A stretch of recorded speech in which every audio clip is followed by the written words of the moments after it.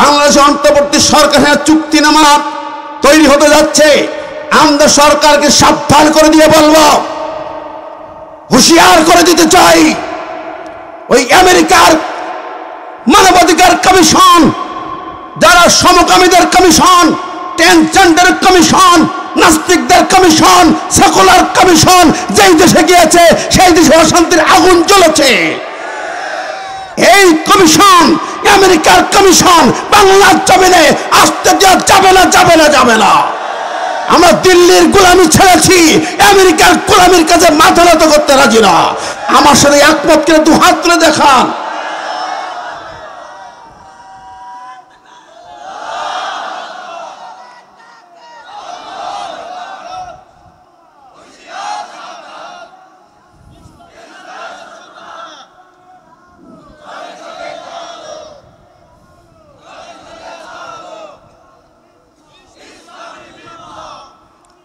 আমার ভাই বন্ধুরা, এই ক্ষেত্রে বলতে চাই, প্রিয় হাজিরিন, তৈরি হতে হবে। আমরা মনে করি বাংলার জমিনে বাংলাদেশ জামাত ইসলামী সর্ববৃহৎ ইসলামী আন্দোলন, তার সঙ্গে চরমনাই, খেলাফত, হেফাজত, যতগুলো ছোট্ট ছোট দল গ্রুপ আছেন, যাদের কাছে ইসলাম আছেন, সমস্ত ইসলামকে এক জায়গায় হতে হবে, একত্রিত হতে হবে। আগামী পার্লামেন্টে 300 আসনে কোরআনের তৌহিদি জনতার পক্ষে রায় হবে, কোরআনের আলেমরা যাবে, ইসলামী আন্দোলনের তীব্র শিকারে যাবে। কোরআন দিয়ে পার্লামেন্ট চলবে, কোরআন ছাড়া আমেরিকার গোলামিতে চলতে দেওয়া হবে না, হবে না, হবে না।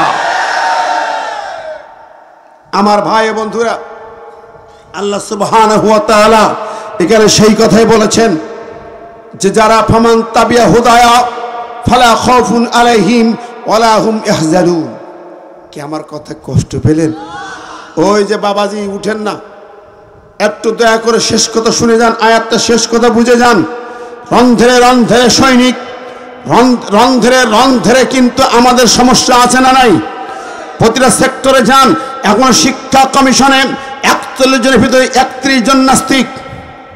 সমস্ত জায়গা সংশোধন করতে হবে, প্রশাসনকে সংশোধন করতে হবে, আইন আদালতকে সংশোধন করতে হবে।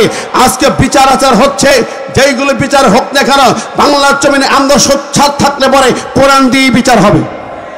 আমি আগামী দিন, গতদিন সেখানে বলেছিলাম, আপনাদের মনে আছে, আমার দেশের ট্রাইব্যুনালে যেই বিচারই হোক, তাজুল সাহেব প্রধান প্রসিকিউটর, বিচারপতি যারা আছেন, এই জায়গাগুলো সংশোধন করা দরকার। দুনিয়ার আইন দিয়ে ওদের বিচার চাই না, ওই চোর চুট্টা ডাকাত খুনিদের বিচার কোরআন দিয়ে হতে হবে। কথা বলেন? সালমানের রহমান বড় চোর ধরা পড়েছে, আরো অনেক চোর আছে না নাই? গ্রামে গঞ্জে চোর আছে না নাই? জোরে গান আছে না নাই?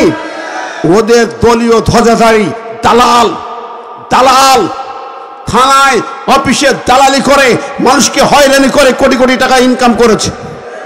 এই চোর আছে না নাই? এই চোরগুলো পালাইছে, ঠিক না বেঠিক?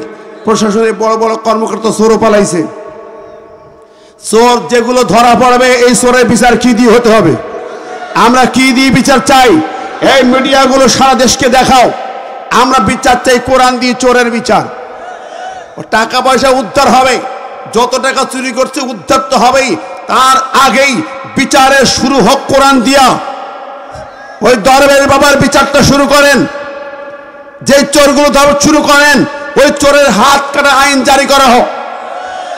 কথা বলেন, ঠিক না বেঠিক? আল্লাহর কোরআন বলেছে সারিক ও সারিকাত ফাক্তু আইদিহুমা। এই আয়াত দিয়ে শুধু নামাজ পড়া নয়, এই আয়াত দিয়ে সবিনা খতম নয়, এই আয়াত দিয়ে শুধু খতম তারাবি নয়, শুধু তাসবিহ তাহলিল নয়। চুরি করেছে, ওই চোর ধরেছি, হাত কেটে ওর বিচার শুরু হবে। কারা কারা হাত কাটা আইন চাই? দু হাত তুলে দেখান তো। কোটি কোটি প্রশংসা সেই মহান মাবুদের দরবারে, যিনি বিনা বাধায়, বিনা টেনশানে, বিনা তদবিরে, বিনা অনুমতিতে লালপুরের মাটিতে কোরআনের জলসায় আমাদের কবুল করেছেন। কি ঠিক না ভাই? ঠিক। অনুমতি নেওয়ার ঠেলায় কমিটিরা নাজেহাল হয়ে যাইত। একবার পাতি নেতা, একবার হাফ নেতা, সাথী নেতা, আবার ওদিকে ঘুষ খেয়ে অফিসার। মাহফিল কমিটির কাছ থেকে ঘুষ খাইতো পুলিশেরা। কি কথা কর না কেন? এই লালপুরে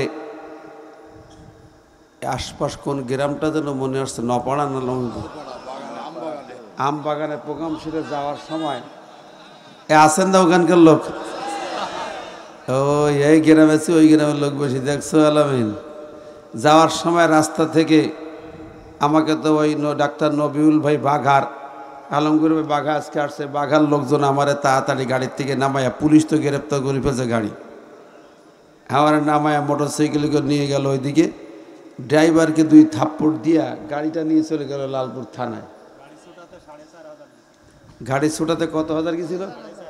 4,500 টাকা ঘুষ নিয়েছিল। সে অফিসারগুলো কোথায়? কথা বলেন। জমিন আজকে কথা বলছে, জমিন ঠিক না বে ঠিক?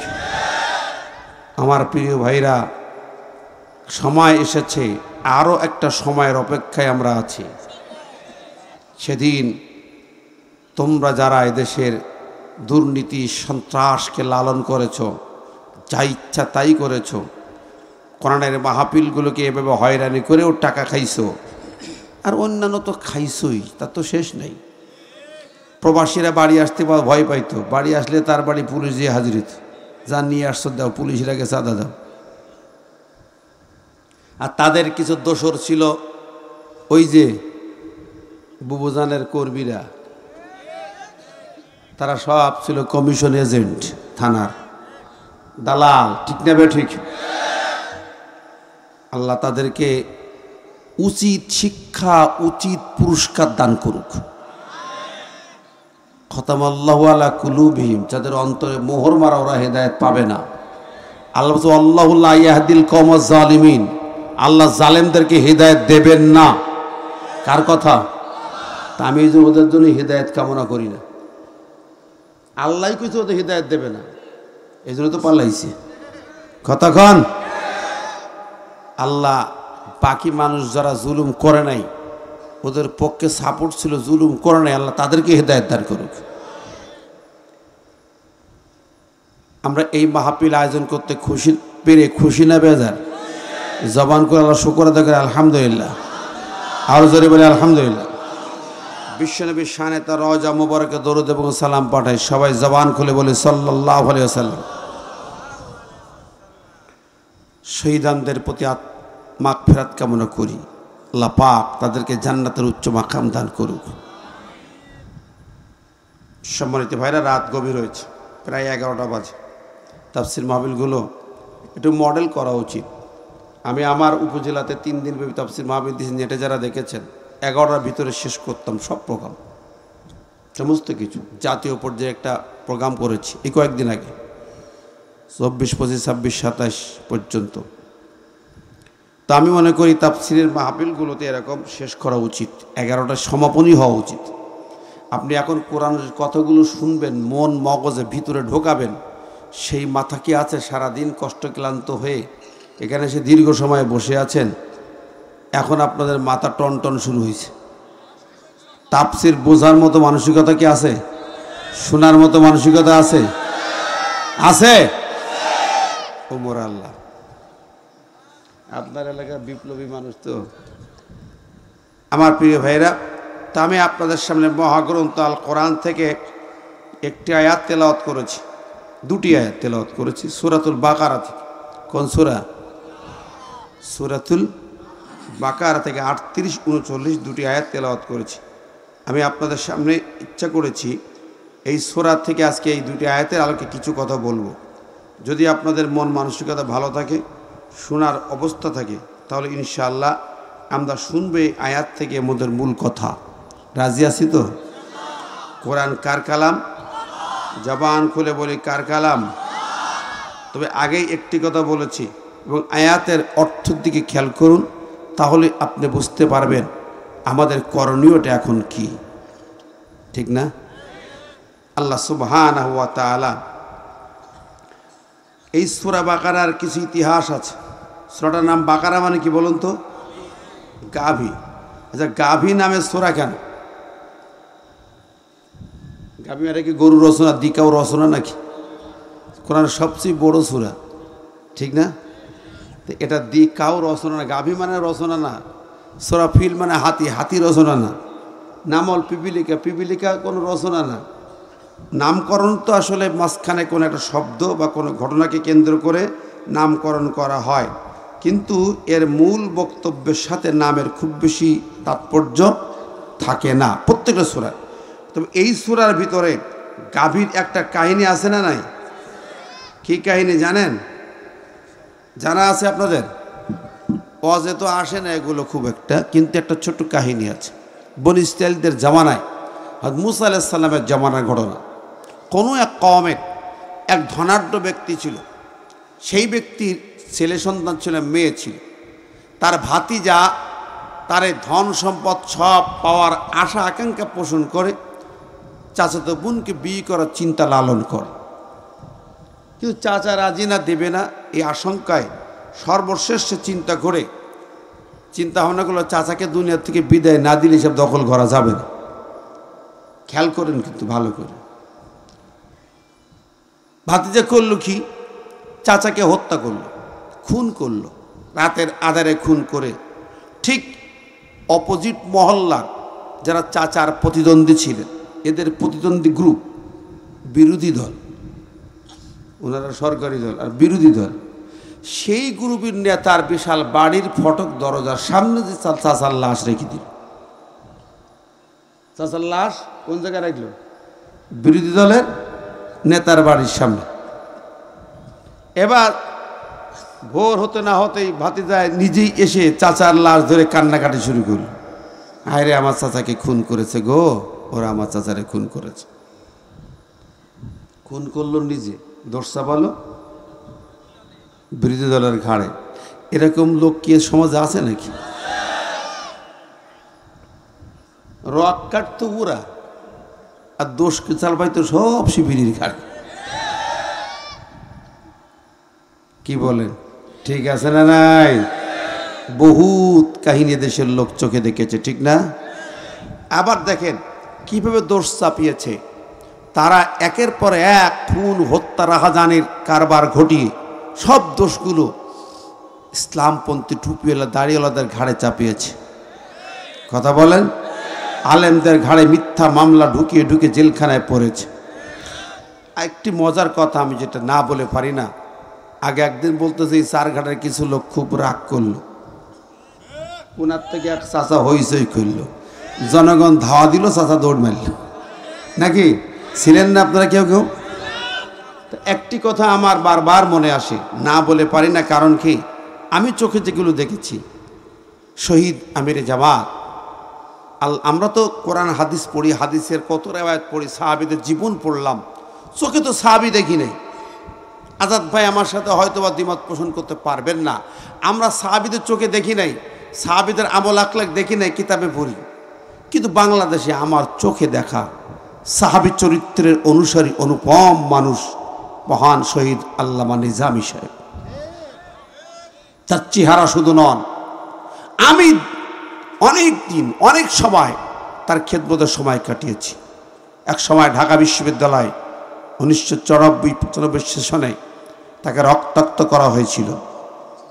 সে সোনার মানুষটিকে কোনোদিন দেখিনি, তার মুখে রাগের চেহারা আমি দেখিনি, চেহারায় রাগের কোনো চিহ্ন, কালিমা দেখিনি। আমি তার খেদমতে আমি দেখেছি গায়ে মশা পড়েছে, মশা বসেছে, মশাকে আজ থেকে সরিয়ে দিয়েছে, মারে নাই।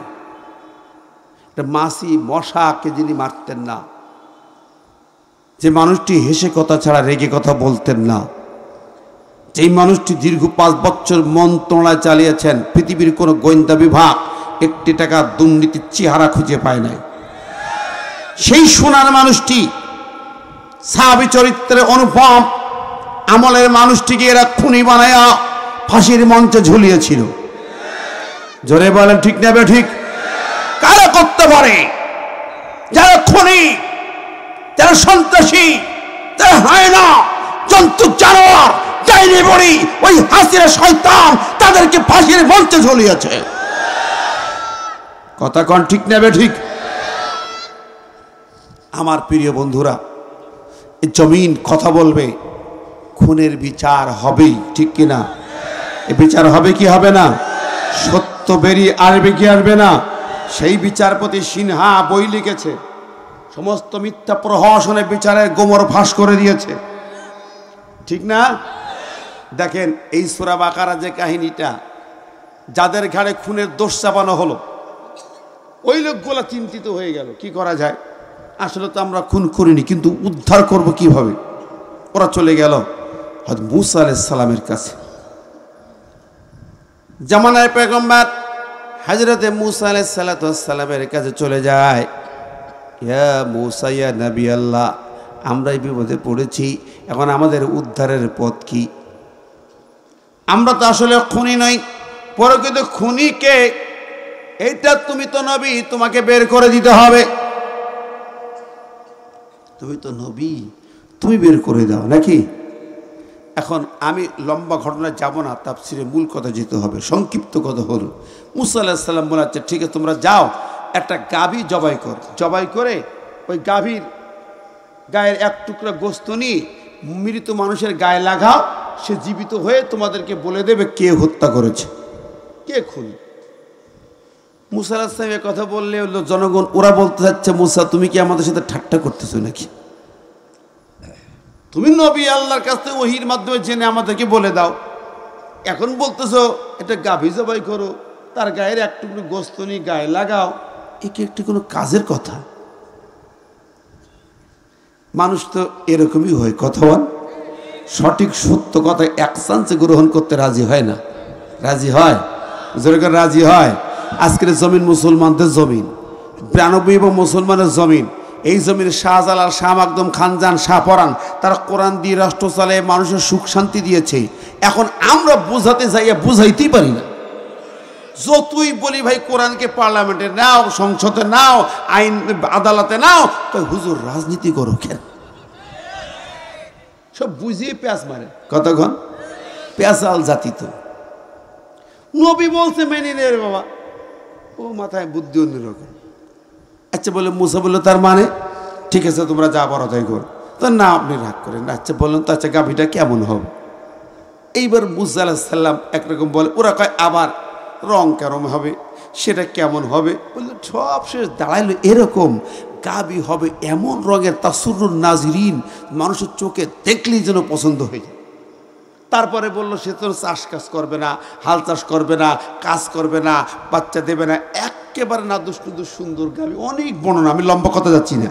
এমন বয়ান আসলো, এমন শর্ত আসলো, এইবার সেই গাভী ওরা আর খুঁজে মিল করতে পারে না। পরিশেষে এক তরুণ বাচ্চার কাছে একটা গাভী মিলল, ওই রঙের, গোল্ডেন কালারের, অসাধারণ কালার। জীবনে কখনো চাষ কাজ করেনি, কোনো কাজ কোনো বাচ্চাও দেয়নি, কিচ্ছু নেই, একেবারে সেরকম গাভী একটা মিলল। কিন্তু বাচ্চা বিক্রি করবে না। অবশেষে কথা হলো বিক্রি করবে। তার মা ছিল, অনেক লম্বা কথা, মায়ের নির্দেশনায় শেষ পর্যন্ত মাকে জানানো হলো। মা বলল ওই গাভী পরিমাণ, গাভীর যে ওজন সেই পরিমাণ স্বর্ণ যদি দেয়, সোনা দানা দিলে বিক্রি হবে। কোথায় গেল দেখছেন? যত প্রশ্ন তত ঝামেলা। এক কথায় মেনি নাও, কোনো ঝামেলা নাই। এবার ওই গাভী পরিমাণ ওজনের স্বর্ণ সোনা দানা দিয়া ওরা গাভীটা ক্রয় করে আনলো। ক্রয় করে নিয়ে এসে জবাই করা হলো। এক টুকরা গোস্ত দিয়া ওই যে মৃত ব্যক্তি চাচা, তার গায়ে লাগানো হলো। সঙ্গে সঙ্গে সেই ব্যক্তি উঠে বসে গেল। আল্লাহু আকবার, জোরে কন্যা সুবহানাল্লাহ। উঠে বসে গেল। জিজ্ঞাসা করা হলো কে তোমাকে হত্যা করেছে? জনগণের সামনে পরিষ্কার করে বলে দিল আমার ভাতিজা হত্যা করেছে।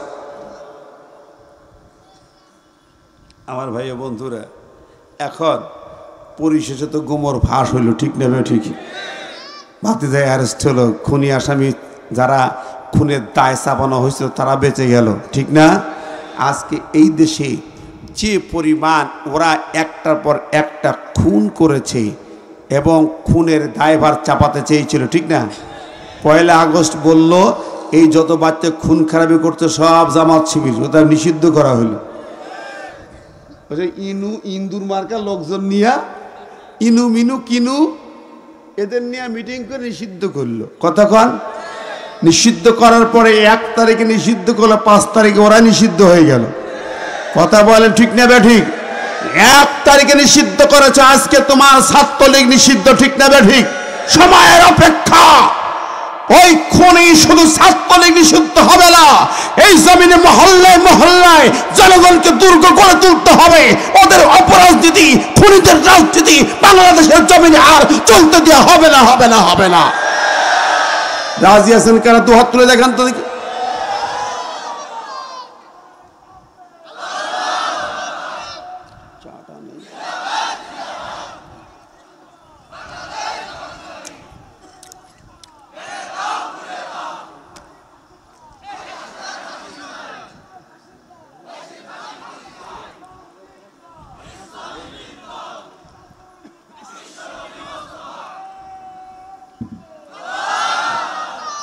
আমার ভাই বন্ধুরা, আসেন আমি লম্বা যাব না, খুব সংক্ষেপে মূল কথায় সূরাতুল বাকারা 38-39 নম্বর আয়াত তেলাওয়াত করেছি। মনোযোগ দিয়ে কথাগুলো শুনতে রাজি আছেন তো? কোরআনের আলোচনা, কোরআনের পরিবেশে আপনারা যেমন সুন্দর বসে আছেন, মাঝখান থেকে একটা লোকও যেন উঠেন না। উঠলে আমরা বসবো যে ওই পক্ষের লোক, ঠিক আছে না? নাই? হ্যাঁ, দেখিনি, চিনি রাখবেন। আসেন আমরা মূল আয়াতে যাই সরাসরি। আল্লাহ বলছেন, কুলনা হবিতু মিনহা জামিআ ফাইম্মা ইয়াতিয়ান্নাকুম মিন্নী হুদান ফামান তাবিআ হুদায়া ফালা খাউফুন আলাইহিম ওয়ালা হুম ইয়াহজানুন। আল্লাহ পাক বলেন, কুলনা হবিতু মিনহা জামিআ। আল্লাহ বলেন তোমরা সবাই নেমে যাও। নেমে যাও কোথার থেকে নেমে যাও?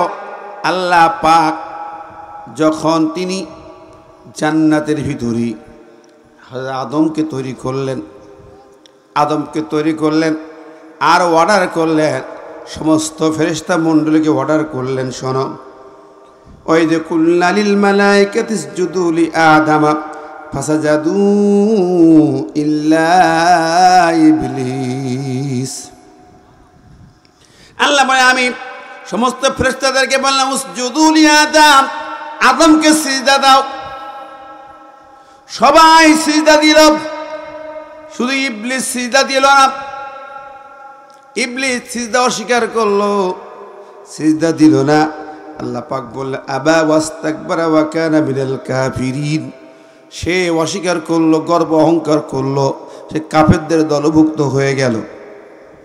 এরপরে আল্লাহ পাক এর আগের আয়াত একটু না বলে আসলে পরিষ্কার ওটা বোঝা যাবে না। আল্লাহ বলেন ওয়াকুল্লা ইয়া আদম উসকুন আনতা ওয়া যাওজুকাল জান্নাহ ওয়া কুলা মিনহা রাগাদান হাইসু শিতুমা ওয়ালা তাকরাবা হাযিহিশ শাজারাতা ফাতাকুনা মিনাজ জালিমিন।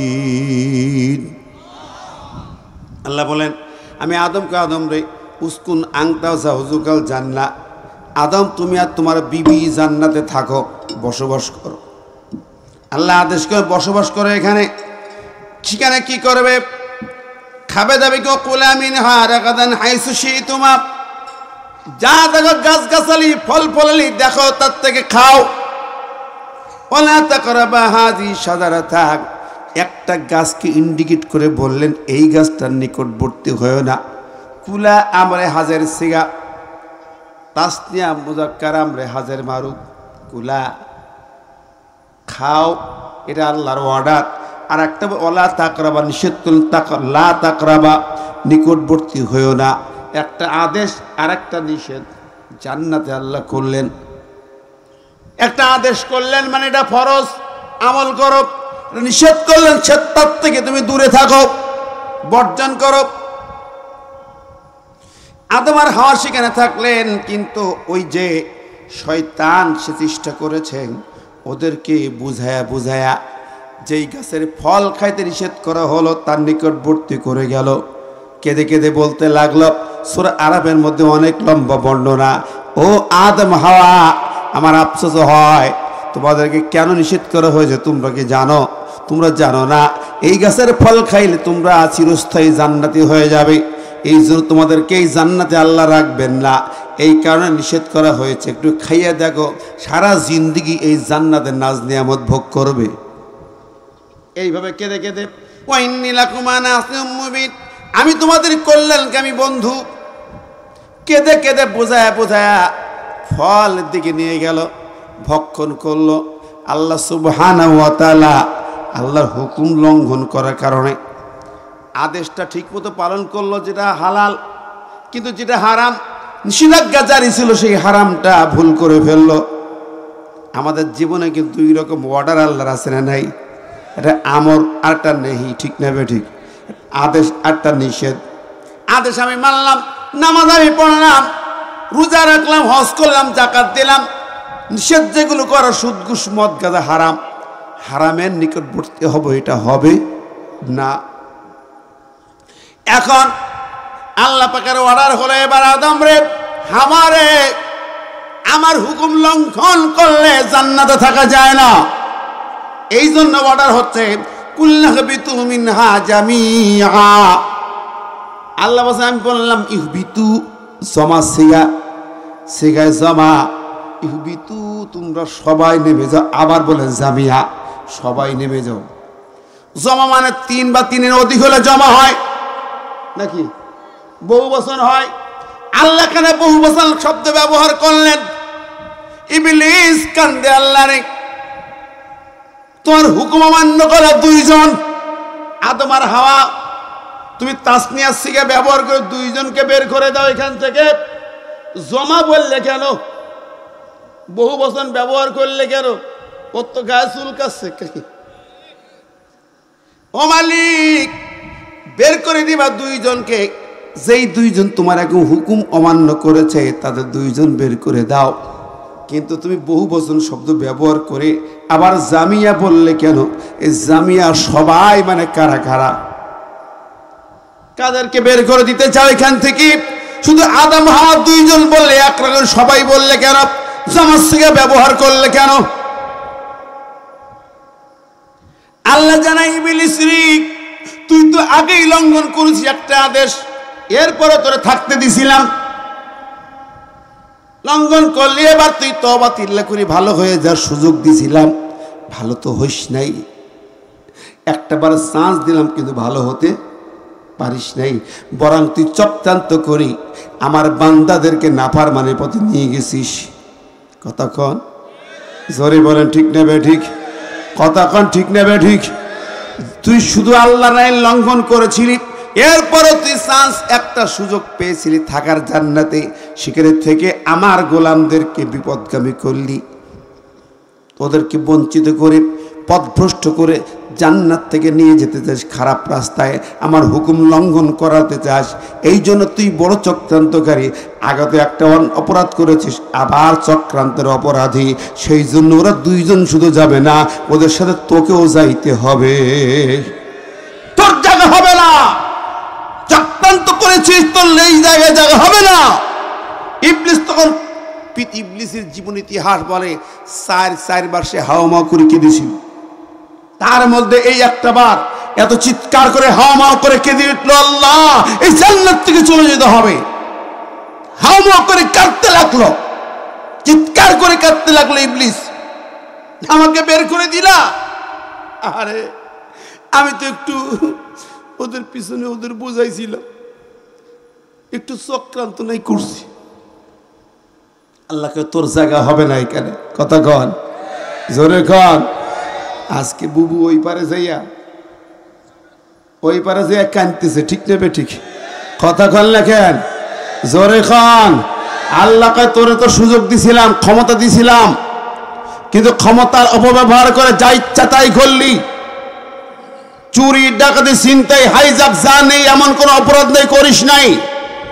মিথ্যা মামলা দিয়ে আমার দিনে আলেমদেরকে জেলখানায় ভরেছিস, হত্যা করেছিস, ফাঁসির মঞ্চে নিয়েছিস। কোনে পাখি আল্লামা সাইদি সাহেবকে মেডিকেল কিলিং করে হত্যা করেছিস। আর কোন চক্রান্ত করবি, তোর ক্ষমা হতে পারে না। কথা বলেন, ঠিক না ঠিক? আর কান্দা লাভ হবে না বাবু, চট করে বাংলাদেশে আসবে। বাংলার তৌহিদি জনতা অপেক্ষা করতেছে, একবার তোরে পাইতে চায়, আসতেই হবে, পালায় থাকতে পারবে না।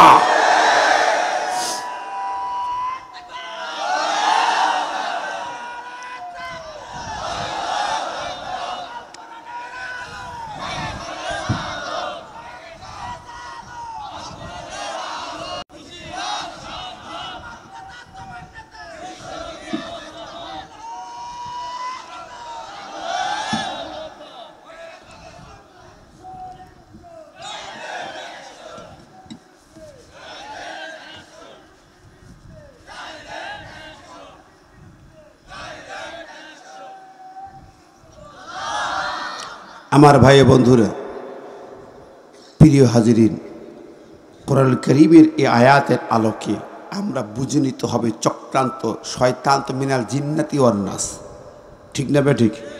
শয়তান মিনাল জিন্নাতি ওয়ান নাস। অপকর্ম যা করেছে একটা একটু সামনে আনেন তো। রাগ করছেন কেন? কেউ কেউ মাইন্ড করছেন নাকি? মন খারাপ করেন?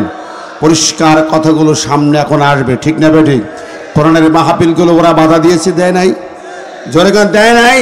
এই বাঘা লালপুর চারঘাট থেকে শুরু করে বাগাতিপাড়া ঈশ্বরদী শুধু নয় সারা বাংলার জমিনে কোরআনের হক কথা বলতে ওরা বাধা দিয়েছে, ঠিক না বেঠিক? তাফসীর মাহফিলগুলো করতে দেয় নাই বেশিরভাগ, যদিও কিছু মাদ্রাসা খানকা গরস্থানে কিছু মাহফিল হয়েছে, বাদ বাকি কোরআনের বড় বড় তাফসীর মাহফিল একটাও করতে দেয় নাই। কতক্ষণ ঠিক না বেঠিক? দীর্ঘদিন ধরে যেই হক কথা বলেছে তাকে হয়রানি করেছে, থানায় নিয়েছে, জেলখানায় নিয়েছে, মামলা করেছে, ঠিক কিনা কোন? এই নাটোরের নলডাঙ্গায় আমার গাড়ি আর ড্রাইভার 1 মাস জেল খেটেছে, 1 মাস। কারণ কি?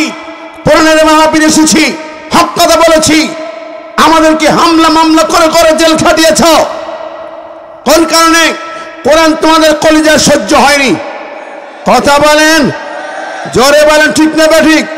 কোরআন কাদের কলিজায় সহ্য হয় না? এই কোরআনের বিরোধী কারা? আল্লাহর কোরআন বলেছে উতুল্লিম বাদা যালিকা জানিম, যারা হলো জৈরু জারজ সন্তান তারা কোরআনের কথা সহ্য করতে পারে না। জোরে বলেন, আরো জোরে বলেন, ঠিক না বেঠিক? শুধু তাই না, তারাই কোরআনের কথা সহ্য করতে পারে না যারা আবু জেহেলের পেতাত্তা, আবু জেহেলের নাতিপুতি, ঠিক কিনা? কোরআন বলেছে ওয়াকালাল্লাযীনা কাফারু লা তাসমাউ লিহাযাল কুরআন ওয়ালগাউ ফীহি লাআল্লাকুম তাগলিবুন। আবু জেহেলরা বলতো তোমরা কোরআন শুনবে না, অলগাউ ফীহি, বরং যেখানে কোরআনের মজলিস হয় হইসি হট্টগোল করে তা বন্ধ করে দাও। এটাই ছিল ওদের কাজ, আর এরাও সেই কাজটা করতো, ঠিক না বেঠিক? মাহফিল সব আয়োজন শেষ, বিকেলবেলা বলবে মাহফিল হবে না, প্যান্ডেল ভাঙো। কতক্ষণ? কোরআনের মঞ্চ যারা ভাঙছে ওদের সন্ত্রাসী হয় না, আর এই জমিনের কীট পতঙ্গ জানোয়ার আর কেউ হতে পারে না, আর কেউ হতে পারে না। আমার প্রিয় ভাই বন্ধুরা, আল্লাহ পাকের কালাম সাক্ষী রেখে কথাগুলো বলছি। এই জমিনের কত কৃতকর্মদের আছে, তার মধ্যে একটা বিষয় হলো কোরআন সহ্য করতে পারতো না, কোরআন আলেমদের সহ্য করতে পারতো না, ঠিক কিনা বলেন? এই বাচ্চারা বসো, এই ঢাকাটাই বসো, চুপ করে বসো।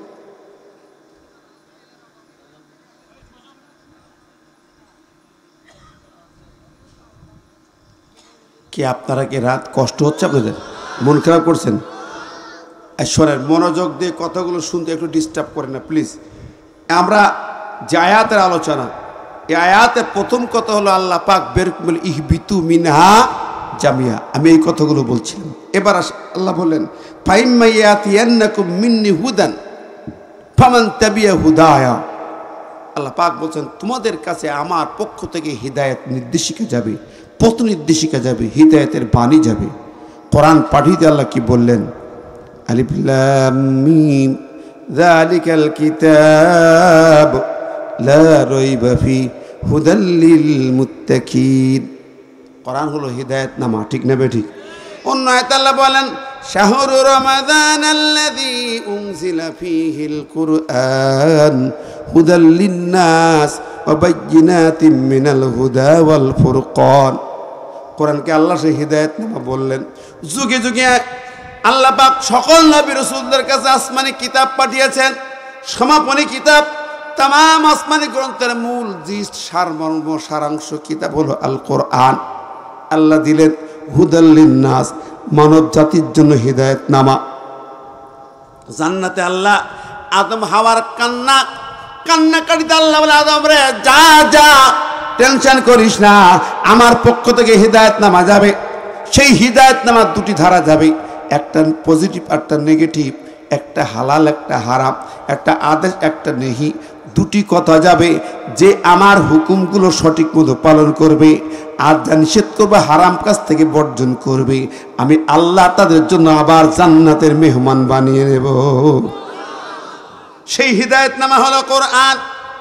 কোরআন কারীম ছাড়া গোটা জাতির ভাগ্যের কোনো পরিবর্তন হতে পারে না। জোরে বলেন।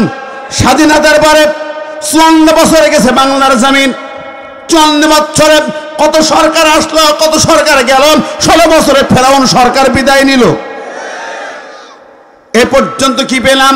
শান্তির তালে বর্ষা নাই, গোটা জাতির জীবনে কোনো স্বস্তি নাই, মানুষের জীবনে কোনো জায়গায় পা ফেলে হেঁটে শান্তি পাবে এই দৃশ্য কেউ পায় নাই। পাইছে?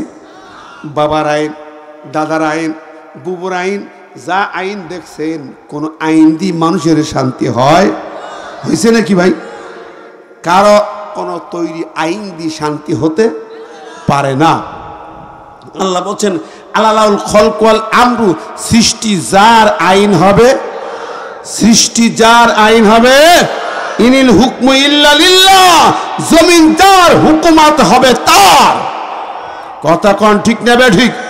আমার ভাইয়েরা, আমরা মনে করি না সেকুলারিজম, কমিউনিজম, সোশ্যালিজম, ক্যাপিটালিজম, বিভিন্ন ইজমকে আমরা মনে করি আমাদের মুক্তির পথ। না, কোন মুক্তির পথ এগুলোতে নাই। প্রিয় হাজিরিন, ইমাম হুসাইনের 10ই মুহররম কারবালার দিনে আমরা স্মরণ করি, মিলাদ পড়ি, জিলাপি খাই, মসজিদে আলোচনা সবাই মিলিত হয়। কিন্তু ইমাম হুসাইন যখন জান দিয়েছিলেন, প্রাণ দিয়েছিলেন, কারবালার প্রান্তরে তিনি দুটি কথা বলেছিলেন। আমি কিতাবের ভিতরে পড়তে যেয়ে পেলাম, লেখা হয়েছে ইমাম হুসাইনের রক্তে লেখা দুটি ফতোয়া, রক্তে লেখা দুটি ফতোয়া। হুসাইনের রক্ত দিয়ে লেখা ফোরাতের তীরে সেই বালুচরে তার রক্ত দিয়ে দুটো ফতোয়া লেখা হয়েছে। কয়টা? জোরে কেন না, কয়টা? দুইটার। এক নম্বর হচ্ছে, একটি ফতোয়া হলে এই জমিন আল্লাহর, এই জমিনের প্রশাসনে রাষ্ট্রীয় যন্ত্রে ইসলাম ছাড়া আর কোন আইন, কোন তন্ত্র, কোন মন্ত্র চলতে পারে না। ইসলাম ছাড়া আর কোন তন্ত্র মন্ত্রকে রাষ্ট্রে অ্যাকসেপ্ট করে না। ইমাম হুসাইনের বক্তব্য, যে কারণে তাকে জীবন দিতে হয়েছিল, রাজতন্ত্রের বিরুদ্ধে কথা বলেছিলেন। রাজতন্ত্র ইসলামের তন্ত্র নয়। বাবার ছিল গদিতে, ছেলেটা বসবে গদিতে, এটা ইসলাম নয়। কাজেই ইসলাম হচ্ছে একমাত্র আল্লাহর বিধান। ইসলামিক খেলাফত হবে নির্ভেজাল। দুনিয়ার কোন ব্যক্তিতন্ত্র ইসলাম চলতে পারে? যেরকম পারে, ইন্নাদ-দীনা ইনদাল্লাহিল ইসলাম, ইসলাম নির্ভেজাল, আল্লাহর মনোনীত দিন। দিন মানে রাষ্ট্রীয় ব্যবস্থাপনা, দিন মানে কমপ্লিট কোড অফ লাইফ। ও আমার বাংলার মানুষেরা, আজকে আপনি সেকুলারিজম ছিল, কমিউনিজম ছিল, আবার ন্যাশনালিজম আসবে, আর একটা ইজম তৈরি হবে। মানুষের তৈরি মতবাদ দিয়ে আমার দেশের রাষ্ট্র সরকার মেরামত করার চেষ্টা চালাবেন। আজকের অন্তর্বর্তী সরকার, আপনি একবার আমেরিকা যাবেন, একবার চায়না যাবেন, একবার রাশিয়া যাবেন, বিভিন্ন তন্ত্র মন্ত্র দিয়ে আপনি চালাবেন।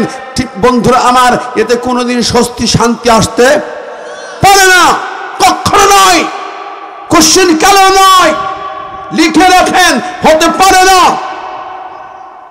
আমার ভাই ও বন্ধুরা, স্বস্তি শান্তি আসবে একমাত্র কার তন্ত্রে? কার মন্ত্রে? আর জোরে বলেন না, কার? ইমাম হুসাইন এই বক্তব্য দিয়ে ধোলায় লুটিয়ে পড়েছিলেন, রক্ত দিয়ে, জীবন দিয়ে শাহাদাতের সেই নজরানা পেশ করে গোটা পৃথিবীবাসীকে বললেন, শোনো, রাষ্ট্রীয় যন্ত্রে কেবলমাত্র ইসলাম ছাড়া আর কোন তন্ত্রকে মানতে পারবে না। ইমানদার যদি হয় মানতে পারবে না। আল্লাহর কোরআন ছাড়া, ইসলাম ছাড়া কোন আইন মানতে পারবে না। কথা ঠিক নেবে? ঠিক। রাজি আছেন নাকি?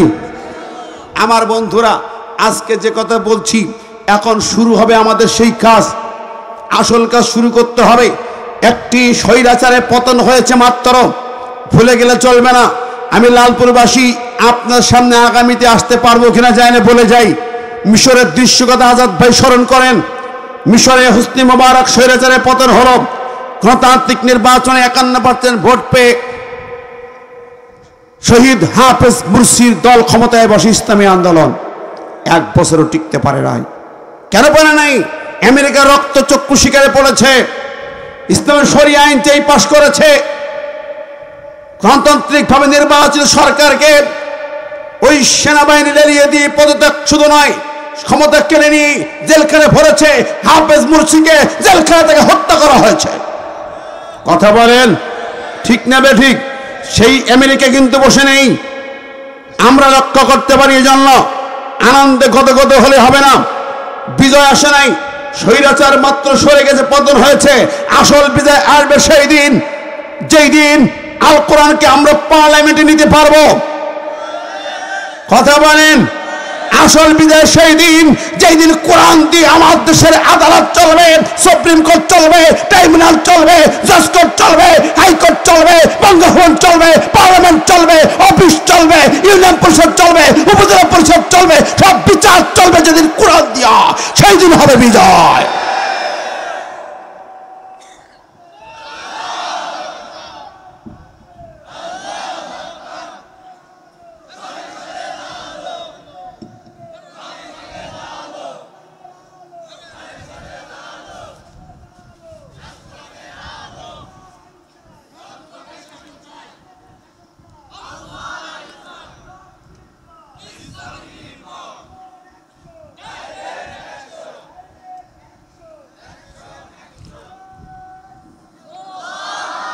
একটি অশনি সংকেত ইতিমধ্যেই গত সপ্তাহ জুড়ে দেখেছি। আমেরিকার একটি হিউম্যান রাইটস মানবাধিকার কমিশন বাংলাদেশে অফিস করতে চায়। বাংলাদেশে অন্তর্বর্তী সরকারের চুক্তিনামা তৈরি হতে যাচ্ছে। আমরা সরকারকে সাবধান করে দিয়ে বলবো, হুঁশিয়ার করে দিতে চাই, ওই আমেরিকার মানবাধিকার কমিশন, যারা সমকামীদের কমিশন, ট্রান্সজেন্ডার কমিশন, নাস্তিকদের কমিশন, সেকুলার কমিশন, যেই দেশে গিয়েছে সেই দেশে অশান্তির আগুন জ্বলেছে। এই কমিশন, আমেরিকার কমিশন বাংলার জমিনে আসতে দেওয়া যাবে না, যাবে না, যাবে না। আমরা দিল্লির গোলামি ছেড়েছি, আমেরিকার গোলামির কাছে মাথা নত করতে রাজি না। আমার সাথে একমত করে দু হাত তুলে দেখান।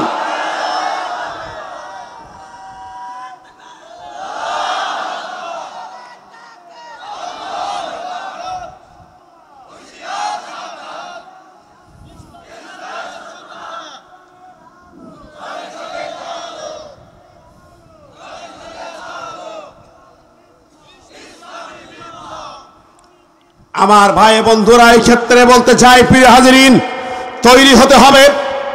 আমরা মনে করি বাংলার জমিনে বাংলাদেশ জামাত ইসলামী সর্ববৃহৎ ইসলামী আন্দোলন, তার সঙ্গে চরমনাই, খেলাফত, হেফাজত, যতগুলো ছোট্ট ছোট দল গ্রুপ আছেন, যাদের কাছে ইসলাম আছেন, সমস্ত ইসলামকে এক জায়গায় হতে হবে, একত্রিত হতে হবে। আগামী পার্লামেন্টে 300 আসনে কোরআনের তৌহিদি জনতার পক্ষে রায় হবে, কোরআনের আলেমরা যাবে, ইসলামী আন্দোলনের তীব্র শিকারে যাবে। কোরআন দিয়ে পার্লামেন্ট চলবে। কোরআন ছাড়া আমেরিকার গোলামিতে চলতে দেওয়া হবে না, হবে না, হবে না। আমার ভাই বন্ধুরা, আল্লাহ সুবহানাহু ওয়া তাআলা এখানে সেই কথাই বলেছেন যে যারা ফামান তাবিয়া হুদায়া ফালা খাউফুন আলাইহিম ওয়ালা হুম ইয়াহজানুন। কি আমার কথা কষ্ট পেলেন? ওই যে বাবাজি উঠেন না, একটু দয়া করে শেষ কথা শুনে যান, আয়াতটা শেষ কথা বুঝে যান। রন্ধ্রে রন্ধ্রে সৈনিক, রন্ধ্রে রন্ধ্রে কিন্তু আমাদের সমস্যা আছে না নাই? প্রতিটা সেক্টরে যান। এখন শিক্ষা কমিশনে 41 জনের ভিতরে 31 জন নাস্তিক। সমস্ত জায়গা সংশোধন করতে হবে, প্রশাসনকে সংশোধন করতে হবে, আইন আদালতকে সংশোধন করতে হবে। আজকে বিচার আচার হচ্ছে, যেইগুলো বিচার হোক না কেন, বাংলার জমিনে আমরা সোচ্চার থাকলে পরে কোরআন দিয়ে বিচার হবে। আমি আগামী দিন, গতদিন সেখানে বলেছিলাম, আপনাদের মনে আছে, আমার দেশের ট্রাইব্যুনালে যেই বিচারই হোক, তাজুল সাহেব প্রধান প্রসিকিউটর, বিচারপতি যারা আছেন, এই জায়গাগুলো সংশোধন করা দরকার। দুনিয়ার আইন দিয়ে ওদের বিচার চাই না। ওই চোর চুট্টা ডাকাত খুনিদের বিচার কোরআন দিয়ে হতে হবে। কথা বলেন। সালমানের রহমান বড় চোর ধরা পড়েছে, আরো অনেক চোর আছে না নাই? গ্রামে গঞ্জে চোর আছে না নাই? জোরে গান আছে না নাই? ওদের দলীয় ধ্বজাধারী দালাল, দালাল, থানায় অফিসে দালালি করে মানুষকে হয়রানি করে কোটি কোটি টাকা ইনকাম করেছে। এই চোর আছে না নাই? এই চোরগুলো পালাইছে, ঠিক না বেঠিক? প্রশাসনের বড় বড় কর্মকর্তা চোরও পালাইছে। চোর যেগুলো ধরা পড়বে এই চোরের বিচার কি দিয়ে হতে হবে? আমরা কি দিয়ে বিচার চাই? এই মিডিয়াগুলো সারা দেশকে দেখাও, আমরা বিচার চাই কোরআন দিয়ে চোরের বিচার। টাকা পয়সা উদ্ধার হবে, যত টাকা চুরি করছে উদ্ধার তো হবেই, তার আগেই বিচারের শুরু হোক কোরআন দিয়া। ওই দরবের বাবার বিচারটা শুরু করেন, যে চোরগুলো ধরা শুরু করেন ওই চোরের হাত কাটা আইন জারি করা হোক। কথা বলেন ঠিক না বেঠিক? আল্লাহ কোরআন বলেছে সারিকু সারিকাতু ফাক্তু আইদিয়াহুমা। এই আয়াত দিয়ে শুধু নামাজ পড়া নয়, এই আয়াত দিয়ে সবিনা খতম নয়, এই আয়াত দিয়ে শুধু খতম তারাবি নয়, শুধু দুয়া তাসবিহ তাহলিল নয়। চুরি করেছে ওই চোর ধরেছি, হাত কেটে ওর বিচার শুরু হবে। কারা কারা হাত কাটা আইন চাই দু হাত তুলে দেখান তো।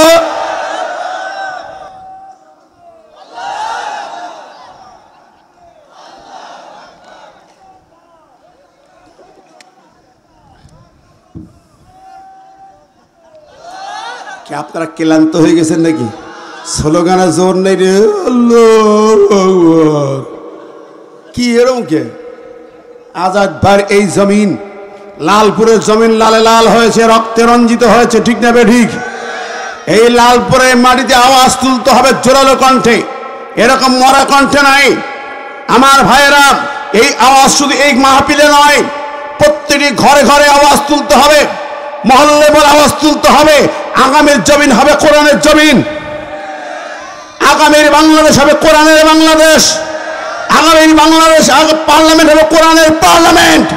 কারা কারা চাই দু হাত তুলে দেখান, আমার সঙ্গে জোরে বলেন নারায়ে তাকবীর। আরো জোরে কণ্ঠ উজাড় করে দিল্লি পাঠিয়ে দেন। বুবু তুমি দিল্লির প্রোডাকশন, তুমি ভারতের প্রোডাকশন, ভারতেই থাকো, বাংলার জমিন আসার ধান্দাবাজি করো না। ওর কণ্ঠে আওয়াজ তুলে দেন লিল্লাহি তাকবীর, নারায়ে তাকবীর। আল কোরআনের আলো সংসদে জালো, অফিসে জালো, জজকোর্টে জালো, হাইকোর্টে জালো, সুপ্রিম কোর্টে জালো, ওর ট্রাইব্যুনালে জালো। রাজি আছেন তো? সবাই এক পথে এক মতে, ঠিক না বেঠিক? কোরআন ছাড়া কোনো সংবিধান মানতে রাজি না। আল্লাহ বলে কোরআন হলো সংবিধান, এই সংবিধান দিয়ে বাংলার জমিন চলবে। যদি কোনো শকুন সামনে বাধা দিতে আসে, আল্লাহ বলে ফালা খাউফুন আলাইহিম ওয়ালা হুম ইয়াহজানুন। কেন বললেন লা খাউফুন আলাইহিম? আয়াতে কোরআন দিলাম, কোরআন অনুসরণ করো, শান্তি পাবা জান্নাতে, আল্লাহ বলতে পারতেন। তা না বলে আল্লাহ বললেন ফালা খাউফুন আলাইহিম। খৌফ মানে ভয়, খৌফ মানে কি? ভয় ভীতি নাই। কেন নাই? আল্লাহ কথা বললেন কারণ কি? আপনি যখন কোরআন মানতে যাবেন তখন একটি মহল আপনাকে ভয় দেখাবে, ঠিক না বেঠিক? একটি মহল আপনার বিরুদ্ধে মামলা করবে, একটি মহল আপনাকে জেল খাটাবে, একটি মহল আপনাকে হত্যার পরোয়ানা জারি করবে, একটি মহল আপনার জান প্রাণের উপরে উঠে যাবে। তখন আপনাকে সিদ্ধান্ত নিয়ে মাঠে নামতে হবে। আল্লাহ কয় ভয় নেই, ডর নাই, বুক পেতে দাও। আবু সাইদের মতো দাঁড়িয়ে যাবে, মারো গুলি, মারো বুলেট, যত গুলি সব বুলেট বুকে নিতে রাজি আছি। কোরআনকে পার্লামেন্টে নিয়ে যেতে চায়। কি করেন?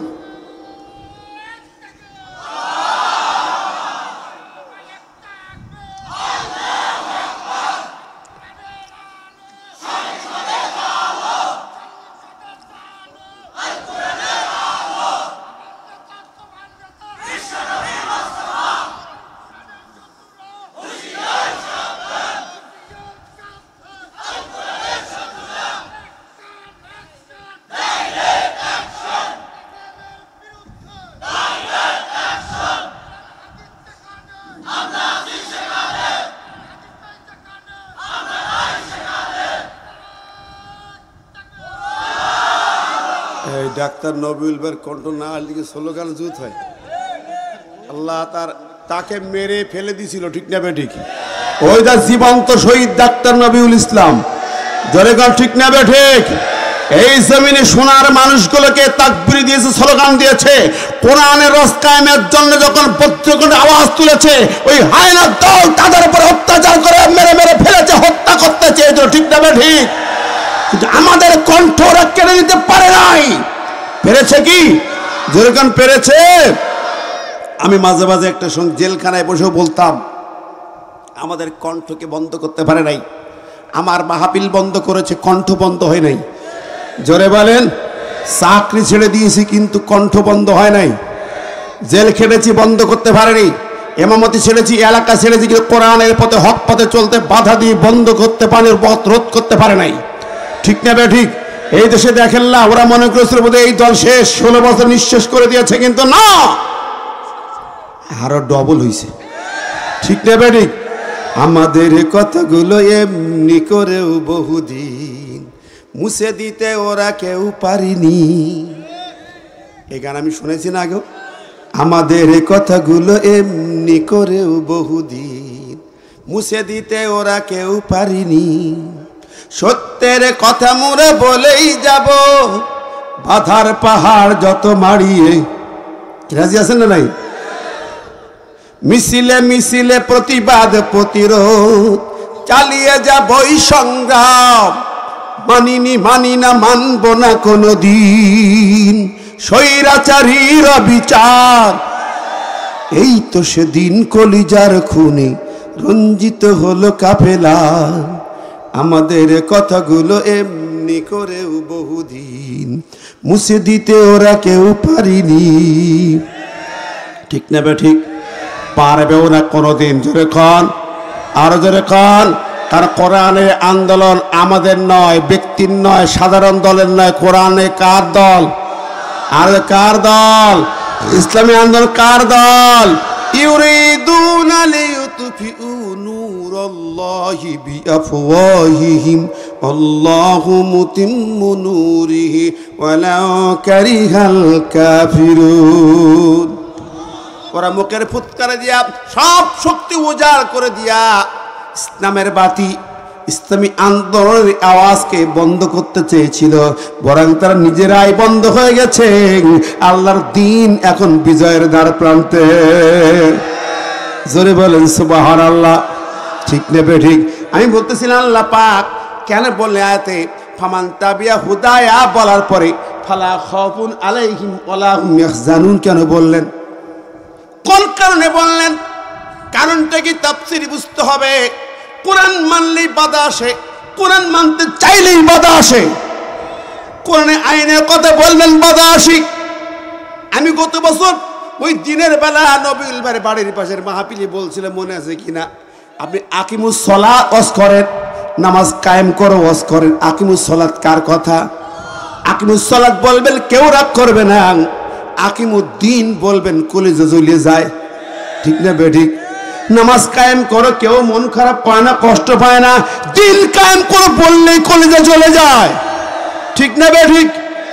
কুতিবা আলাইকুমুস সিয়াম, আল্লাহ কোরআনে বলেছেন সিয়াম ফরজ করা হয়েছে। সিয়াম ফরজ করা হয়েছে এ কথা বললে কেউ রাগ করে না, করে? সিয়ামের বিরাট ফজিলত, সব খুশি হয়ে যায়। একই কথা আল্লাহ কুতিবা আলাইকুমুল কিতাল বললেন। কুতিবা আলাইকুমুস সিয়াম যার, কুতিবা আলাইকুমুল কিতালও তার, সে আল্লাহর অর্ডার। কুতিবা আলাইকুমুল কিতাল বললে বলে হুজুর তুমি জঙ্গি নাকি? হুজুর জঙ্গি, আলমগীর জঙ্গি, নবীও জঙ্গি।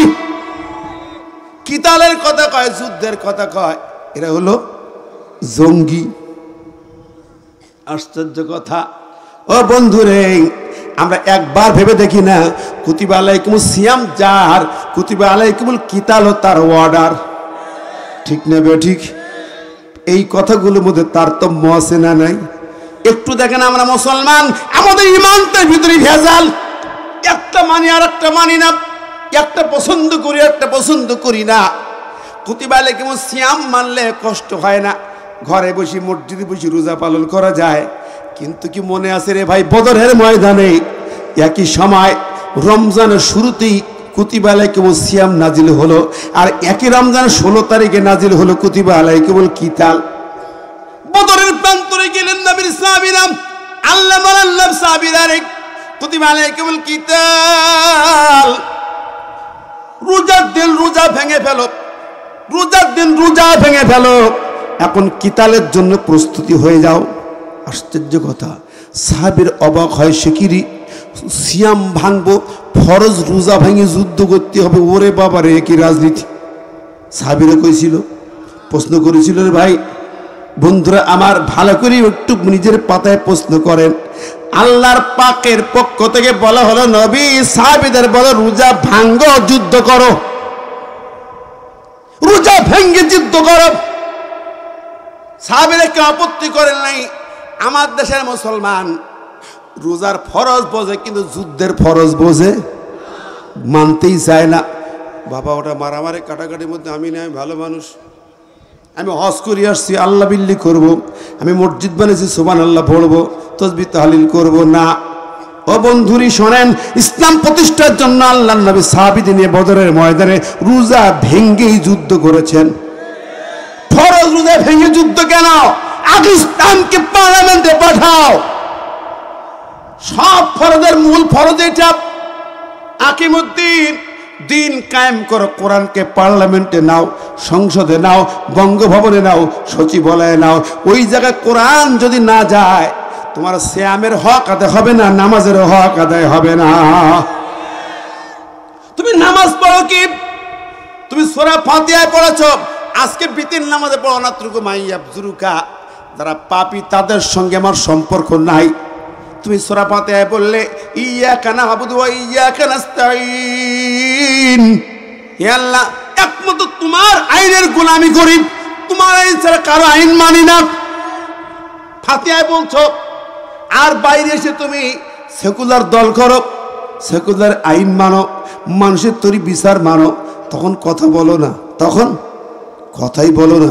অত নামাজ বলে ইন্না সলাতা তানহা আনিল ফাহশাইল মুনকার, নামাজ হচ্ছে সকল পাপ কাজে বাধা দেয়, অশ্লীল কাজে বাধা দেয়, আল্লাহ বিরোধী আইন বন্ধ করে নামাজ। তোমার নামাজের দাম কি? যেই নামাজ তোমাকে পাপ কাজ বন্ধ করতে শেখায় না। নামাজ পড়ে বের হয়েছ, রাস্তায় একটা ছেলে মদ গাঁজা টানে, তুমি বন্ধ করতে পারো না। নামাজ পড়ে বের হয়েছ, একটি যুবক একটি মেয়ের হাত ধরে টানে, তুমি বাধা দিতে পারো না। পারেন? যেরকম পারেন, তাহলে নামাজ কি কাজে লাগবে? ওই নামাজের পয়সা মূল্য নেই। যেই নামাজ সমাজের সমস্ত অন্যায় অপকর্ম বন্ধ করতে জানে না, ওই নামাজের নামাজ কবুল হওয়ার সম্ভাবনা নাই। এই জন্য নামাজ কায়েমের আয়াত আইন পাশ হলো, তার আগে দিন কায়েমকে ফরজ করা হলো, রোজা ফরজ করা হওয়ার আগে জিহাদকে ফরজ করা হয়েছে। ঠিক না বে ঠিক? জোরে বলেন ঠিক কিনা? ও বন্ধুরা এই জায়গায় আসেন না কেন? আল্লাহ কেন বলে ফালা খাউফুন আলাইহিম ওয়ালা হুম ইয়াহজানুন? তুমি কোরআনের বিধান জারি করতে যখন যাবে, একামত দিনের পক্ষে কাজ করবে, শত্রু চারিপাশ দিয়ে লাগবে, বাধা দেবে, মারবে, কাটবে, মামলা হামলা জেল জুলুম খাটাবে, তখন তোমাকে আল্লাহ শোনায় যদি তুমি ইস্তেকামাত থাকো তাহলে কোনো ভয় নাই। সূরাতুল আহকাবে আল্লাহ বলেন ইন্নাল্লাযীনা ক্বালু রাব্বুনাল্লাহু সুম্মা ইসতাকামু ফালা খাউফুন আলাইহিম ওয়ালা ইয়াহজানুন। আল্লাহ যারা আল্লাহকে রব মনে করে অবিচল থাকলো অটল থাকবে দিন কায়েমের জন্য, তাদের ভয় নেই, তাদের টেনশন নাই। সূরা ইউনূস আল্লাহ বলেন আলা ইন্না আউলিয়া আল্লাহ লা খাউফুন আলাইহিম ওয়ালা হুম ইয়াহজানুন। একই কথা, যারা আল্লাহর দিন কায়েমের দীপ্ত সৈনিক হবে, আল্লাহর দিন কায়েমের সামনে এগিয়ে চলবে, আল্লাহ ছাড়া কাউকে ওলি মানে না, কাউকে অভিভাবক মানে না, কোনো নেতা নেত্রী বোঝে না, আমার আল্লাহ তাদের ভয় নাই, তাদের টেনশন নাই। কার কথা? আমার ভাইরাম সূরা হামিম সিজদায় দেন আল্লাহ বলেন ইন্নাল্লাযীনা ক্বালু রাব্বুনাল্লাহ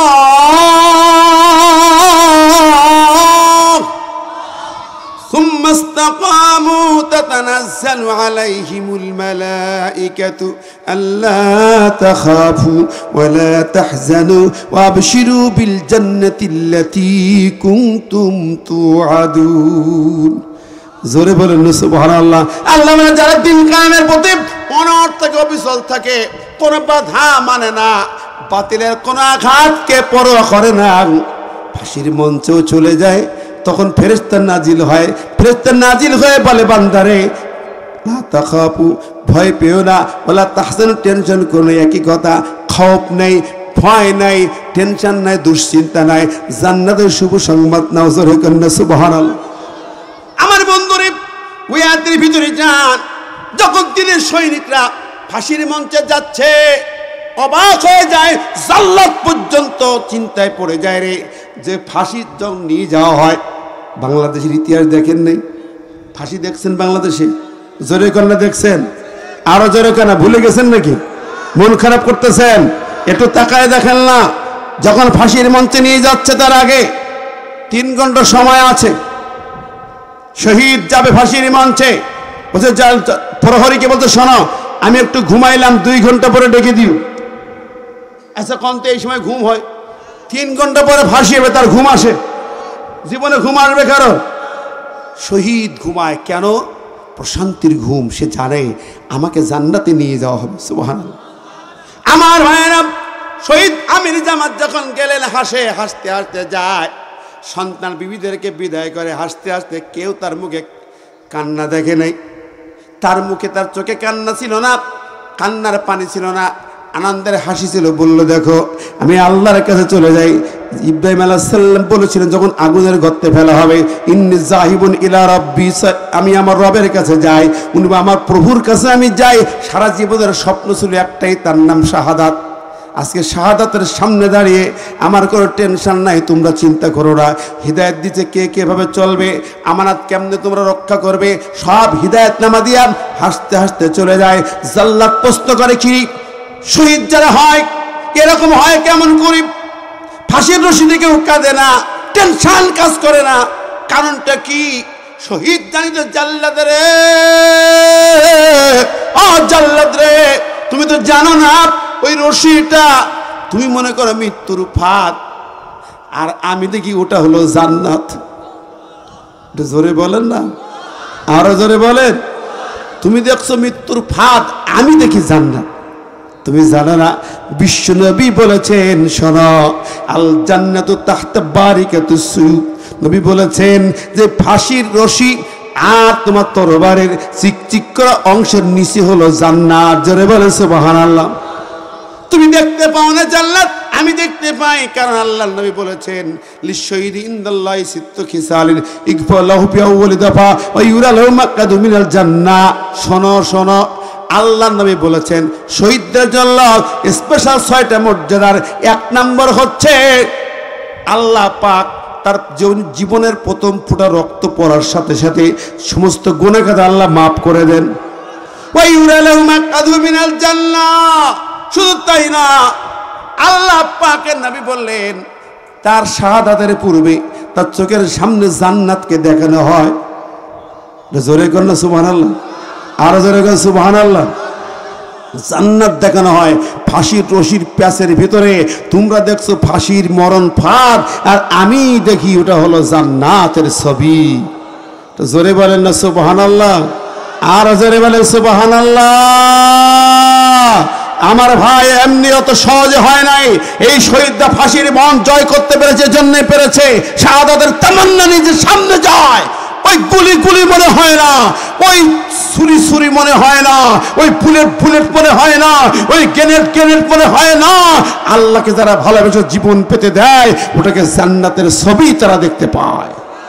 বরং তাকে বলা হয় জান্নাতে প্রবেশ করো, কিলা দুখুলিল জান্নাহ। আল্লাহু আকবার। সূরা ইয়াসিনের মধ্যে দেখেছেন হাবিব নাজ্জারকে যখন হত্যা করা হয়, হাবিব নাজ্জারকে হত্যা করা হলো, বুক পর্যন্ত মাটিতে পুঁতে মাথায় আঘাত করে করে মাথা ফেটে 4 খণ্ড হয়ে গেছে, 4 খণ্ডে পাথরের পরে পড়ে আছে। শুধু আল্লাহ আল্লাহ ডাকে, আর আল্লাহ বলে জিব্রাইল চলে যা, বলে দে কিলা দুখুলিল জান্নাহ, ও শহীদ তুমি জান্নাতে ঢুকে যাও। আল্লাহু আকবার। জীবন্ত হালাতে জান্নাতের ছবি তুলে ধরে বলা হয় কিলা দুখুলিল জান্নাহ। যুগে যুগে যত শহীদ হবে তাকে বলা হলো ভয় নাই, ফেরেশতা চলে আসে, ভয় নাই, এই তোমার জান্নাত, জান্নাতে ঢুকে যাও। ও আমার প্রিয় ভাইরা, আমি এর জন্য বলছি কথাগুলা, ফালা খাউফুন আলাইহিম ওয়ালা হুম ইয়াহজানুন। আগামী দিন এমন পরিবেশ হবে, যেই পরিবেশ অতীতে দেখেছেন আবারও সেই পরিবেশ হতে পারে। কোরআনকে যেই পার্লামেন্টে ঢুকাতে হলে আপনার আমাকে আবার রক্ত দিতে হতে পারে, আবার যুদ্ধ হতে পারে, আবার জিহাদ হবে। আমি চোখ বন্ধ করে দেখি বাংলার জমিনে আসল যুদ্ধ সামনে, আসল জিহাদ সামনে। সেই যুদ্ধের জন্য, সেই জিহাদের জন্য, কোরআনকে পার্লামেন্টে ঢোকানোর জন্য, কোরআনকে বঙ্গভবনে নেওয়ার জন্য তৈরি থাকতে হবে। ফাঁসির মঞ্চকে জয় করতে হবে। শহীদ নিজামী ভাই, আল্লামা সাঈদী, মীর কাসেম আলী, কাদের মোল্লার মতো আপনাকে আমাকে কাফনে কাপড় মাথায় বেঁধে রাজপথে নামতে হবে, রক্ত দিতে হবে, জীবন দিতে হবে, আল কোরআনকে পার্লামেন্টে নিতে হবে। রাজি আছেন কারা কারা? দু হাত তুলে দেখাতে বা দেখি।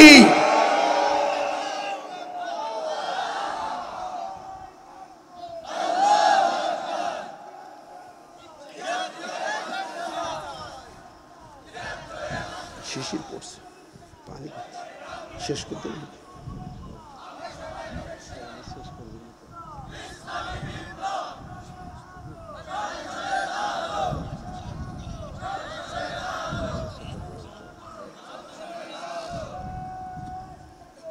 আমার ভাইরা একটি কথা বলে যাই সর্বশেষ।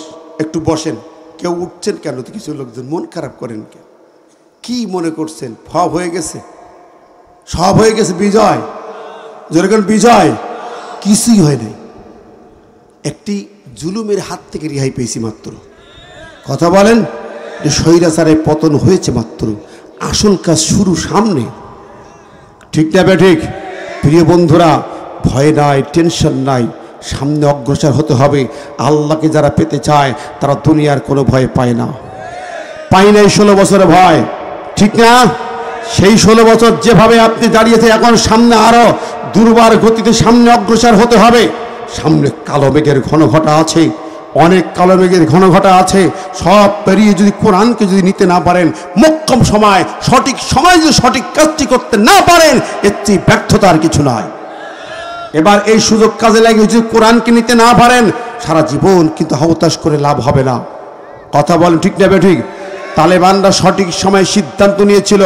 তালেবান সেই সৈনিকদের কথা স্মরণ করেন যারা দুনিয়ার সব কিছু উপেক্ষা করে, ঘর বাড়ি ছেড়ে, জেলখানা ছেড়ে, সব কিছু ছেড়ে পাহাড়ে গুহায় গুহায় পালিয়ে তারা প্রশিক্ষণ নিয়ে তৈরি হয়ে মাঠে নেমেছিল। আমেরিকার 3 লক্ষ সেনাদের মোকাবেলায়, যুদ্ধের বড় বড় সমরাস্ত্র, বিশাল ট্যাঙ্ক লরির মোকাবেলায় সামনে নেমেছিল তারা। ঠিক না ঠিক? কালেমার স্লোগান দিই। একটি স্লোগান ছিল তাদের, কি জানেন? একটি স্লোগান, সাবিলুনা সাবিলুনা আল জিহাদ, আল জিহাদ। একটি স্লোগান। আপনার আমার পুঁজি একটাই, মিশন একটা, জিহাদ। একটাই মিশন নিতে হবে সামনে, জিহাদ আর জিহাদ। ঠিক না ঠিক? জোরে বলেন। ওদের চুলকাই ছিল, জিহাদ শব্দ দিয়ে মামলা দিত। জিহাদি বই পাওয়া গেছে। মামলার উপকরণ ছিল জিহাদি বই। ও বাংলাদেশের অফিসারেরা, ও পুলিশ কর্মকর্তারা, তোমরা জিহাদ শব্দ দিয়ে মামলা দিছিলে যারা, ওইগুলো এখন সোজা করো সব মামলা। তওবা করিও মাপ পাবা না। কারণ কি জানো? জিহাদ আল্লাহর কোরআনের পরিভাষা। ঠিক না ঠিক? জিহাদ ছাড়া জান্নাতে যাওয়া যায়? সূরা আল ইমরানের 142 নম্বর আয়াত, আম হাসিবতুম আন তাদখুলুল জান্নাহ ওয়ালাম্মা ইয়ালামিল্লাহুল্লাযীনা জাহাদু মিনকুম ওয়া ইয়ালামাস সাবিরিন। একটু শোনো যুবক, শোনো, এই যুবক শোনো, এই যুবক শোনো। আল্লাহর কোরআন বলে জিহাদ ছাড়া জান্নাত নাই। কথা কি ঠিক? জোরে বলেন ঠিক। কতটা আয়াত আছে জিহাদের উপরে? কতটা আয়াত আছে? 650 আয়াত জিহাদ এবং কিতাল নিয়ে। কত? জোরে কোন কত? 650 আয়াত আছে কোরআনে। যারা জিহাদ শব্দ দিয়ে মামলা দিয়েছ, কোরআনে 650 আয়াতের বিরুদ্ধে মামলা দিয়েছ। কথা বলেন। আমার নবী 27টা জিহাদের সেনাপতি ছিলেন, তাহলে তোমরা 27টা জিহাদের সেনাপতি নবীর বিরুদ্ধে মামলা দিয়েছ। জোরে বলেন ঠিক না ঠিক? আমার প্রিয় ভাই ও বন্ধুরা, জিহাদটা জান্নাত যাওয়া যায় না। জান্নাতে যাওয়ার জন্য যে জিহাদের দরকার, সেই জিহাদের বিরুদ্ধে মামলা দিয়েছ, ওই অফিসারগুলো তোমরা কোথায়? কই ফেরত দিতে হবে? তোমাদের নামে একটা একটা করে আদালতে আল্লাহর দরবারে মামলা হয়ে গেছে, ওই মামলা থেকে রেহাই পাবি না। জোরে বলেন আমার ভাই ও বন্ধুরা। সুতরাং মুসলিম জনতা এই ব্যাপারটা মনে রাখতে হবে। জিহাদ শব্দ বললে ওদের চুলকাইতো জঙ্গিবাদ, সন্ত্রাসবাদ, নাশকতার নামে বিভিন্নভাবে মামলা হয়রানি করা হয়েছে, মা বোনদের পর্যন্ত রেহাই দেওয়া হয় নাই। কোরআনের তালিম দিচ্ছে, সেখান থেকে গ্রেপ্তার করা হয়েছে। আমার বোন ছোট্ট বাচ্চাগুলো, তাকে 1 মাস জেল খাটানো হয়েছে।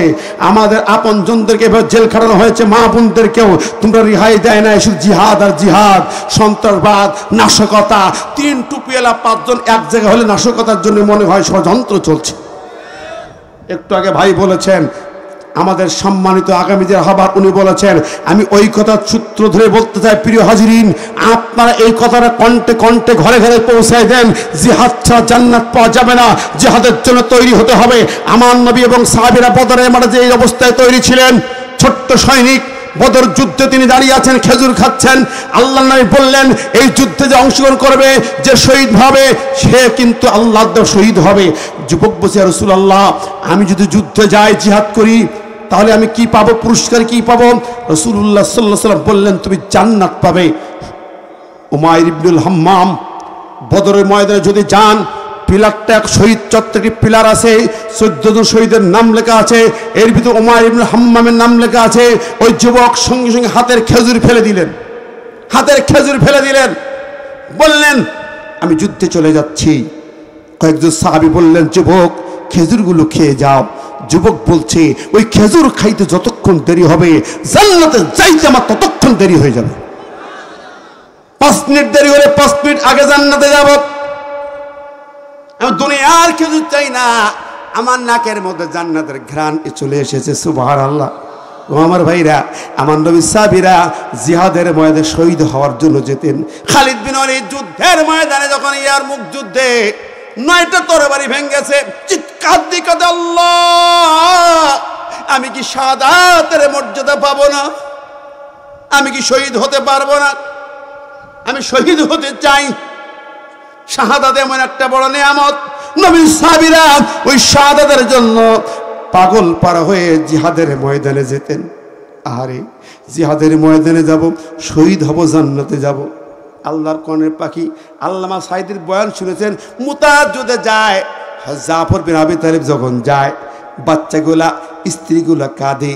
উনি তরবারি উল্টা পিঠ দিয়া বিবির গায়ে মৃদু আঘাত করে বললেন, বিবি রে, গাজী হয়ে ফেরার দোয়া করলে উল্টো দোয়া হবে। নবী আমাকে 3 সেনাপতির মাঝখানে 2য় সেনাপতির নাম বলেছেন, আগে একজন পরে একজন, নিশ্চিতভাবে আমি শহীদ হয়ে যাব। আর আমি বুঝে শুনেই শাহাদাতের ঈদগাহে দৌড় দিচ্ছি। আমরা হলে হয়তো পালাইতাম রে, কিন্তু নবীর সাহাবীরা কি বুঝলেন? বলে যায়, বিবি, বিবি রে, এই ছোট্ট ছোট্ট বাচ্চাগুলো রেখে গেলাম, আমি নিশ্চিত শহীদ হয়ে যাব, ফিরে আসবো না। বরং দোয়া করো যেন আমি জীবনের শেষ মুহূর্ত পর্যন্ত আমি ইমানের পরে বহাল থেকে বাতিলের মোকাবেলা করতে পারি। আমি শাহাদাতের পূর্বক্ষণ পর্যন্ত যেন শহীদের তামান্নায় জিহাদের ময়দানে টিকে থাকতে পারি। আর তোমার কাছে দাবি হলো, যেই পথে আমি যাচ্ছি, আমার বাচ্চাগুলোকে সেই পথের মধ্যে মুজাহিদ বানায়ো। জোরে বলেন না সুবহানাল্লাহ। নবীর সাহাবীরা শাহাদ শহীদ ঈদগাহে যাবার জন্য পাগল পারা ছিলেন। আর আমরা ভয় পাই, বাড়ি ঢুকি কতক্ষণ? জোরে বলেন ঠিক কিনা? ও বন্ধুরিন, শহীদ আবু সাইদের নাম বলা হয়, শহীদ আবু সাইদের দোয়া করা হয়, এমন কোন মাহফিল নেই আবু সাইদের নাম হয় না, আবু সাইদের দোয়া হয় না। কোন কারণে? ও প্যারে হাজিরিন, ও যুবকেরা, ও আবাল বৃদ্ধ বনিতা, ও মুসলিম ভাই বোনেরা, আমরা কি সেই আবু সাইদের মতো হতে পারবো? জোরে খান, জোরে বলেন। আগামী দিন আবু সাইদের মতো এই বুকটা পেতে দিয়ে দাঁড়াতে হবে। কোরআনকে যদি ভালোবাসেন, নবীকে যদি নবী মানেন, আল্লাহকে রব মানেন, এই জমিনে শান্তি চান, কোরআন বুকে নিয়ে, কালেমা বুকে নিয়ে আবু সাইদের মতো রাজপথে দাঁড়াতে হবে। কোরআন দিয়ে বাংলাদেশ চলবে, নইলে রক্ত যাবে। 1 কোটি তৌহিদি জনতা রাজপ্রাসাদ ঘিরে ফেলা হবে। কোরআনকে চাই, আর কিছুই বুঝি না। কাফেলে কাপড়ে মাথায় দিয়ে নামতে হবে। রাজি আছেন কারে কারে? তো হাত তুলে দেখান।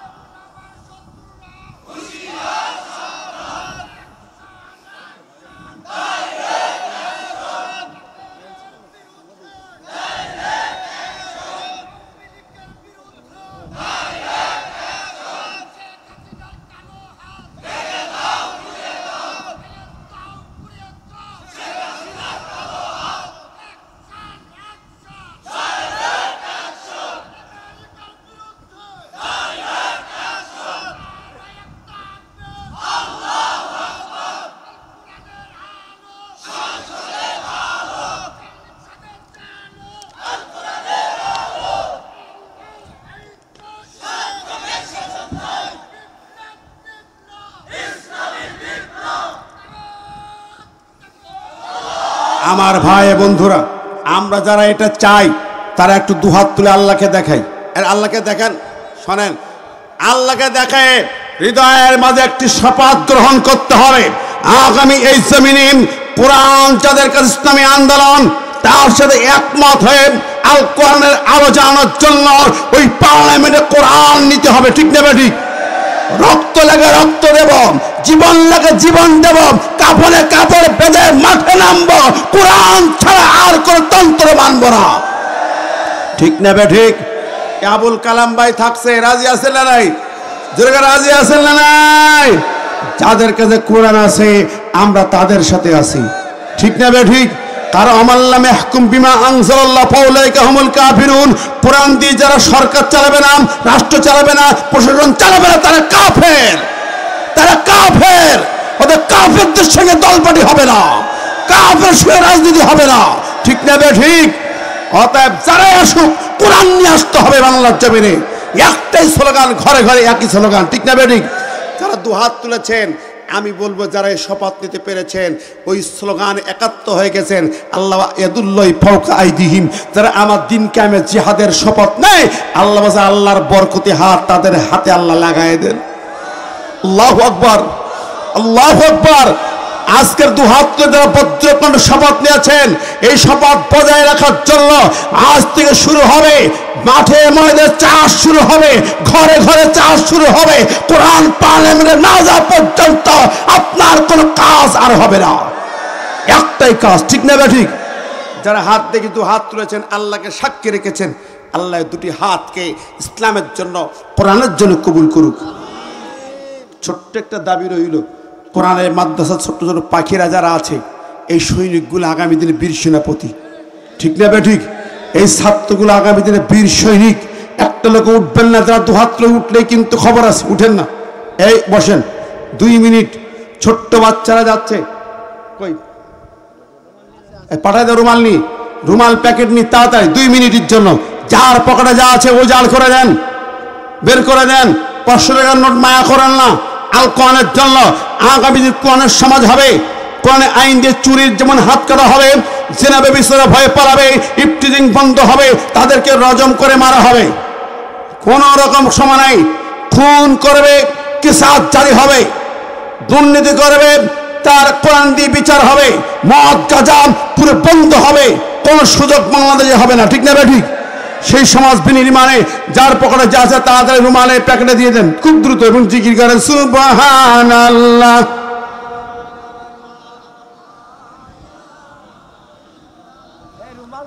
সুবহানাল্লাহ।